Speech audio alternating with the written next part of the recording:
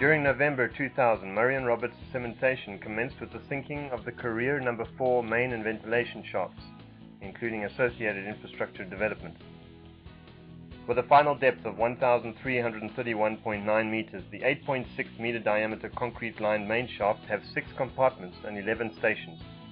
The headgear structure of 67 meters high and a coupe winder building of 13 meters, totaling an 80-meter structure. The main shaft will have a permanent duty of 35,000 tons waste and 230,000 tons reef per month when finally commissioned. Equipping operations will be completed early in 2008. The ventilation shaft was sunk to a final depth of 1,077 meters and comprises 6 stations, all connected to the main shaft for future ventilation purposes. The steel headgear of 35 meters high was erected by Murray and Roberts Cementation. The permanent duty is for upcast ventilation, but will be changed to a downcast shaft in the final analysis. The vent shaft was completed 40 days ahead of schedule and fatality-free. The main shaft stage was a 6-deck stage, lowered into the shaft barrel area before the headgear civil construction commenced. Both shafts were sunk utilizing Atlas Copco jumbo drill rigs, a 6 and 4 boomer respectively, whilst hoisting of waste rock were done with cactus grabs loading into kibbles. When the shafts reached the depths where station developments were done, all the permanent constructions of the stations and rock hoisting facilities were carried out as the sinking progressed, 2 to 3 levels above the shaft bottom. The ventilation shafts were used to transport personnel to the upper levels for construction activities. The shaft perimeter was screened off at all stations to prevent people entering the area. Mechanized ore reserve development to the Marinsky Reef was carried out for a period on 3 levels, whilst the main shaft's development and sinking continued. 27 level is a typical final constructed development level that bears evidence of a professional completed task.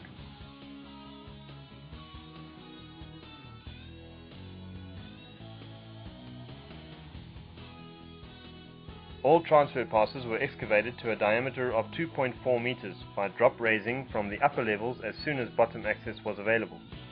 Wire legs were also drop raised from the tip excavations to the transfer passes. Each level's tip construction consisted of 3 tips: the Marinsky tip, a waste tip, and a UG2 tip. Average construction duration of the tips took 30 days to complete, and the bulkhead construction 42 days. Construction of the transfer passes and tips were major activities during the construction phase and entailed placing of bulk concrete via the surface batching plants, through the shaft columns in the shaft barrel, by utilizing Putz Meister placer pumps for the civil construction. 60 to 80 cubic meters of concrete were placed to construct each of these tips and bulkhead units.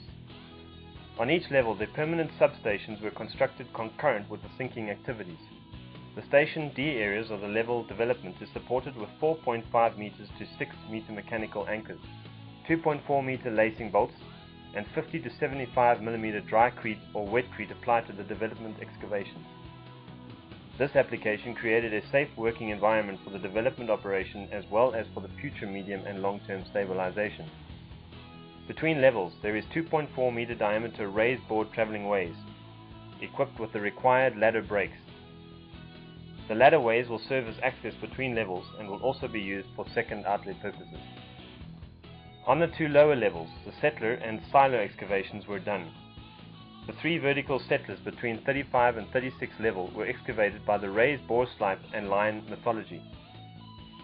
A 1.8 meter diameter raised borehole was bored and then sliped to a diameter of 8.5 meters, supported and finally lined to a 7.5 meter finished line diameter.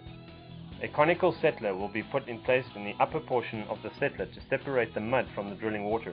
The mud will be dried by a mud press, tipped on a conveyor belt and handled with a rock to surface. Material required for the sinking of the settlers was lowered by a single drum winder from the bank elevation to the shaft bottom. No man riding was allowed in these kibbles. Ventilation as well as access to the bottom of the future installed settler cone will be via a recess left in the concrete lining during the concrete construction. During the sinking of both the shafts and the settlers, expanded metal cladding was installed against the sidewalls as a method of support for the excavations until final lining could be executed. Electro-hydraulic crab winches were used to lower the single working deck stage to do the concrete lining position. Access of persons was with the stage as well as a vertical ladder installed from the collar. Lowering of the shutter for the lining of the settler was done by means of hand-operated crab winches. The lining was done by a hand-over-hand method from bottom to top. The initial 10 meter of the settler collar excavations were done from the top down, up to a point where a recess was left for the bearer steel on which the settler conical steelwork will rest.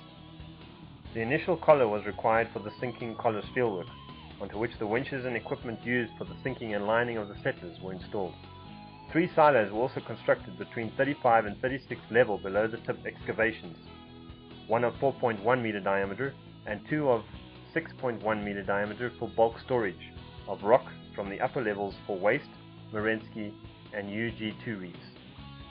On 36 level, major bulkheads were installed below the silos, through which the rock will discharge onto a conveyor belt, feeds onto a transfer belt system which tips onto a weighing conveyor, then finally discharged after weight batching into 25-ton skips and transported to the surface. Construction of the conveyor belts was done concurrent with the sinking of the main shaft, and the belts were extended as activities were completed. A major pump chamber was excavated on 36 level, where the permanent pumps will be installed. The drain water will be discharged via 2 sets of drain holes down to 35 level and channeled through the settler arrangements where the water will be drawn to the pumps and pumped to the surface. Preparatory work for the stripping and pipe installation commenced late 2006. All material and equipment are currently being delivered and stacked in the laid down areas, in the sequence that the members will be installed in the shaft. All equipment are pre-assembled and inspected before sending it down the shaft. The temporary office construction will be removed to make place for the permanent arrangements. The batch plant will be removed after all concrete work is completed, to make place for the construction to take place up to the shaft end for final commissioning. The ventilation shaft will be stripped and commissioned for upcast ventilation duty after the construction required in the vent shaft area is completed. The vent shaft will be used as a second outlet during the stripping and equipment phase of the project. With final commissioning planned for early 2008, Murray and Roberts Cementation would achieve the goal of their client, to deliver on time, within budget, a fully functional shaft, ready to start with all reserve development, and finally turning the shaft into a profitable asset.